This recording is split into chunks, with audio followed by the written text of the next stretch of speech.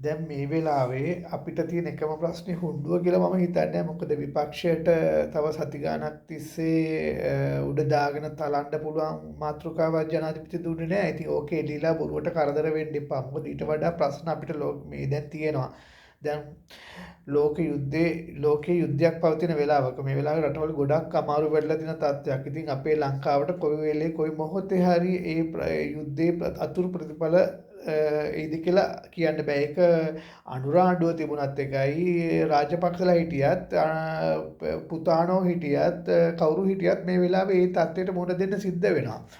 ඉතින් දැන් අපි කල්පනා කරන්න ඕනේ මේ වෙලාවේ යුද්ධයක් තියෙනවා නම් රටක කට්ටිය හැමෝම එකතු වෙලා යුද්ධේ ඉදිරියේ ඇති වෙන්න තියෙන තත්ත්වය කොහොමද අපි බේරෙන්නේ කියන එක සාකච්ඡා කරන්න. නැත්නම් පැත්තකට වෙලා හුණ්ඩුවක් අල්ලගෙන කොහෙවත් නැති හුණ්ඩුවකට වෙට්ටු දදා හුණ්ඩුව චප්ප කර ආණ්ඩුවට ගහන එකනේ. අනික මේ වෙලාවේ ආණ්ඩු පෙරලලා ඔයාලට ගන්න දෙයක්වත් නැහැ. මොකද ඔයාලා ආවා කියලා අයි තමුතෙන් මේ රජසැප පහළ වෙන්න තැනක් නැහැ මෙතන. මොකද මේ තියෙන தත්ත්වය මේ තියෙන විදිහටම තමයි උඹලට කරගෙන යන්නේ IMF එකත් එක්ක එකතු වෙලා.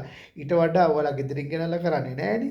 ඒක තමයි ඕනම ආණ්ඩුවක් ඉදිරියට දැන් ඔයාලා හිතනවා නම් අනුරල එලවලා ඔයාලා තමයි දැන් මේ වෙලාවේ සුදුසු කියලා ඔයාලට කරන්න පුළුවන් මහ ලොකු දෙයක් නෑ. මොකද මහා හතර මහා නිදානේ පහළ වෙන්නේ නැහැ ඔයාලා ආවා කියලා. ඒක නිසා ගොන් ආතල් දෙන්න නැතුව විපක්ෂයට වෙලා ඔය කවුද ජයසිරි අජිත් පී කුමාරලා වගේ කට්ටිය ගොන් ආතල් දෙන්න නැතුව තමන්ගේ මේ තමන් තාම ජීවත් වෙනවා කියලා ලෝකෙට පෙන්නන්න නැතුව නිකන් බොරු සෝදාන්න නැතුව පාර්ලිමේන්තුවේ ඊට වඩා වැදගත් දෙයක් කරන්න පුළුවන් නම් එකතු වෙලා මේ වෙලාවේ රට ගොඩ ගන්න උත්සාහ කරන රට ඉදිරියේ ඇති වෙන්න තියෙන තත්ත්වය මුදා ගන්න කටයුතු කරන වැඩපිළිවෙලක් හරි ගසන්න.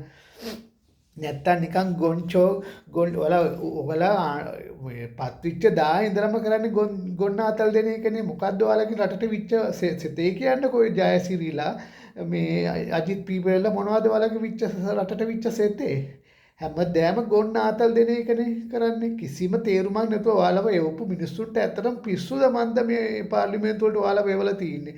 මිනිස්සුන්ට වෙන මේ කියන්නේ විකල්ප තිබුණේම නැද්ද ඔයාලා වගේ මේ මිනිස්සු පාර්ලිමේන්තුවට එවන්න? ඔයාලගේ රටට විච්ච සෙතක් කියන්න අඩුමගන එකක් කියන්න රටට විච්ච සෙතක්. හැමදෑම බොරුවට උදේට ඇවිල්ලා මහා ලොකුට හයියෙන් මුළු ලෝකෙටම එන්න කෑ ගහලා අපි තමයි රටට කරන්න හොඳම කට්ටිය කියලා පෙන්නලා යන මොනවද ඔයගොල්ලෝ මෙච්චර කාලයක් රටට කරේ? ඔයාලා මොන හරි දෙයක් කරා නම් එහෙනම් කොහොමද රට බංකොලොත් වෙන්නේ? කොහොමද අනුර ජනාධිපති වෙන්නේ?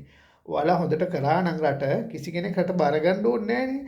අන්ඩලාත් ඔකට රටක් එතන අනුර ජනාධිපති වෙන්නේත් නැහැ. ඔයාලා රට හොඳට කරා නම් අන්තිමේදී ඔයාලා කට්ටිය අවුරුදු ගාණක් තිස්සේ එකතුලා පක්ෂ මාරු කර පැන එහාට මෙහාට පැන අන්තිමේදී රට නන්නත්තර කරලම දැම්මා. වෙන්න උඹලගෙන් විච්ච සෙතේ.